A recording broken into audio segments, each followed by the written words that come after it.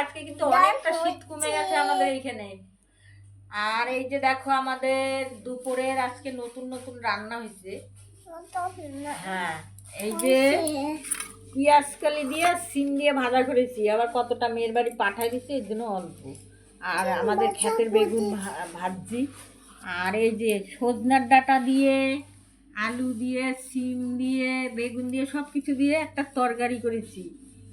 আর এই যে আমাদের মনার জন্য ডাল করেছি, অনেকটা ডাল রয়ে গেছে, এটা আবার আমরা খেয়ে নেবো টমেটো দিয়ে, মুসুরির ডাল।